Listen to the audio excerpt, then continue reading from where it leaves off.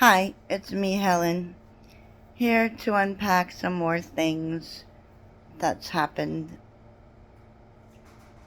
Just a process of healing and moving on.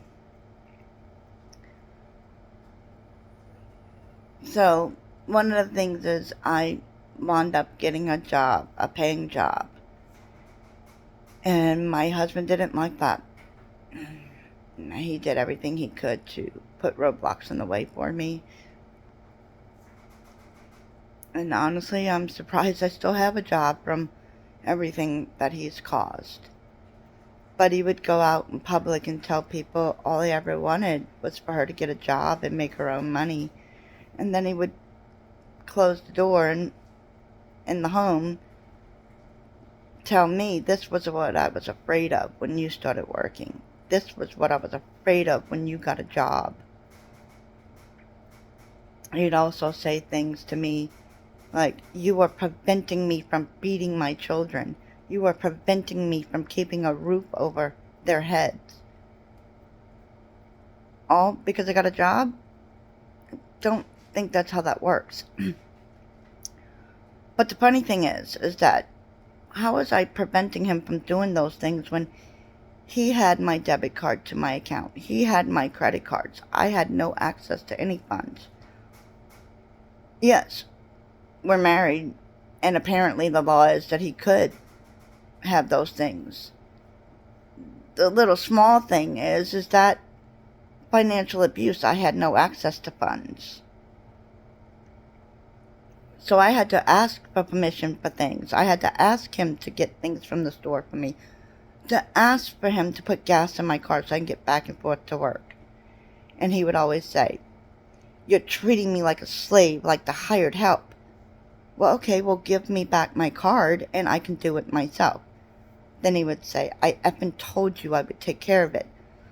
So that's often a lot of times what happens is you have option A and option B and they're both wrong. Option A, you have complete control over all finances and I have to ask for permission for things. And you accuse me of treating you like a slave.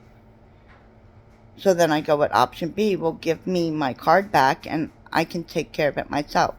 Well, that's also wrong because then you want your independence and take care of things yourself.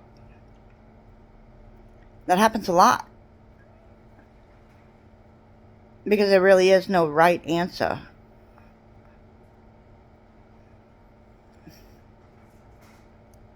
When it comes to that type of abuse.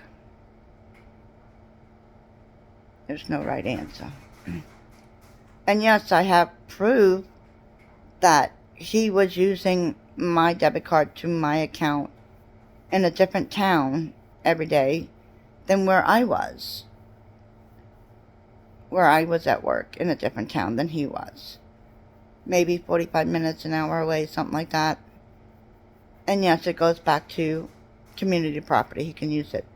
But it also shows that I had no access to funds. That I was denied that. Leaving me to have to depend on him. And then that was the other problem part of it.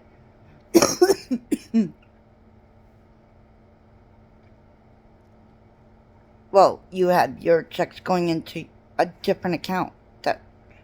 Okay, would you like me to switch my checks over to the joint account? I will do that. No, I don't effing want you to do that. And then a few days later, you didn't switch the money over to the joint account. Well, you told me not to do that. But again, if you want me to do that, I can switch my checks. No, I don't effing want you to do that. And then a few days later, the same thing. You claimed you were going to switch your paychecks over to the joint account.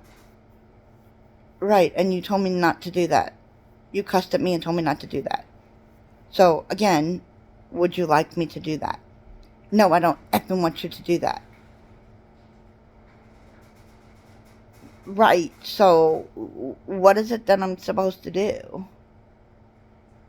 Because you keep every few days coming at me, cussing at me, yelling at me that I have not done that. And then when I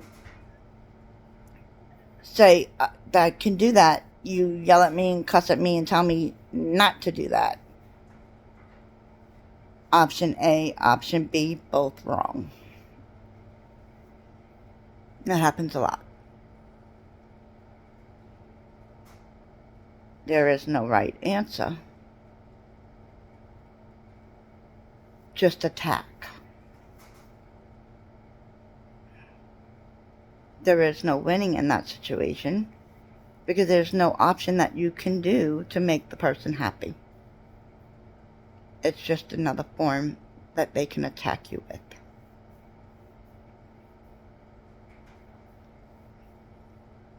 It's pretty draining. It's pretty draining to have to go through that. And yes, when I had no access to funds, I had to ask. I had to depend on him. And I had asked several times for my card back. And there was times I got my card back and I put it in my purse, and the next morning when I'd get up, it had been taken out of my purse again.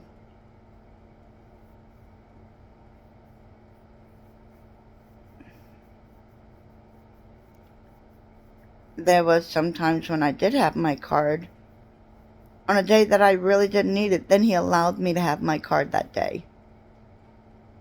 But he would come home from work and take it right back. Or the times that he would show up at my job to come get my card on the few occasions that I did have it. But for the most part, I didn't have access to any of it. Maybe a day here or there.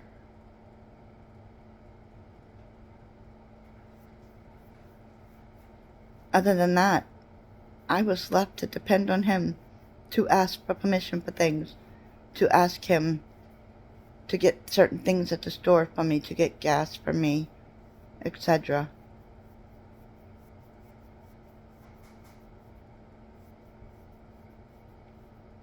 Including getting certain medicines over the counter, because I'm allergic to a lot of different things. And so we started buying the headache medicine that I'm allergic to, using my debit card to purchase that medicine. And when I have a headache, well, we don't have any Tylenol for you. Well, can you go to the store and get some? You could do it yourself. I don't have to do anything for you. Kind of need my card to do that. I'll go to the store later. But you bought 2 bottles of ibuprofen and I'm allergic. Well, the rest of us aren't. But you made sure that there was no medicine in the house that I could take. And now you're mad at me because I want you to go pick some up. Because you're refusing to give me my card so that I could do so myself.